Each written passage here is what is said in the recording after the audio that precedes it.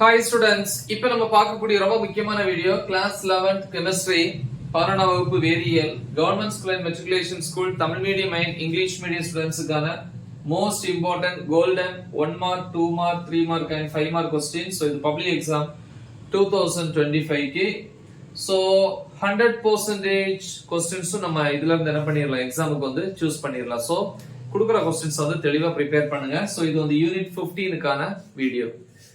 So 1 marks பொறுத்த வரைக்கும் book பேக்ல வந்து 1 ல இருந்து 17 வரைக்கும் 1 marks இருக்கு plus inside 1 marks. So 1 marks பொறுத்த வரைக்கும் நம்ம எதையுமே மிஸ் பண்ண கூடாது. So அத தெளிவா prepare பண்ணனும். 2 mark 3 mark 5 marks பொறுத்த வரைக்கும் புக் பேக்ல ரோம் லெட்டர் 2 அப்படினு இருக்கும்.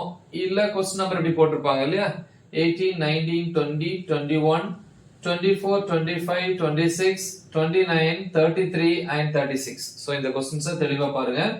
சோ முடிஞ்ச இதுல வந்து அந்த 30th क्वेश्चनையும் பாருங்க ஓகேவா சோ அப்படி இல்லனா மீதி क्वेश्चंस தெளிவா prepare பண்ணுங்க.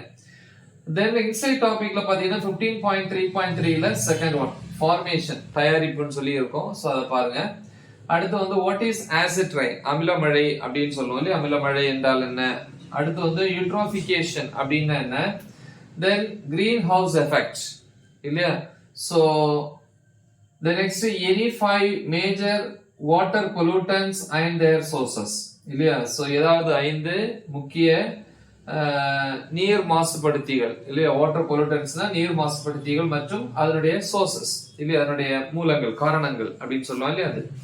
அடுத்து மெயின் சோர்சஸ் ஆஃப் CO2 இல்லையா CO2 னுடைய முக்கிய காரணங்கள் அல்லது முக்கிய மூலங்கள் இல்லையா எதுல இருந்து வந்து CO2 வந்து வருது அப்படினு கேட்பாங்க. அப்புறம் what is PAH then global warming அப்படினா என்ன. அடுத்து define soil pollution அதே மாதிரி stone leprosy தொழுநோய் அப்படினு சொல்லலாம். the next properties and uses of CFC ஓகேவா சோ இவ்ளோ क्वेश्चंस வந்து நம்ம என்ன பண்ணா போதும் இந்த 15th யூனிட்ல வந்து prepare பண்ணா போதும்.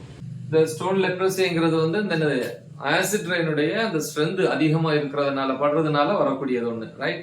So anyway, so முக்கியமான ஒரு வீடியோ நல்ல தெளிவா பிராக்டீஸ் பண்ணுங்க மறக்காம இத உங்க ஃப்ரெண்ட்ஸ்க்கு ஷேர் பண்ணுங்க. All the best. Thank you.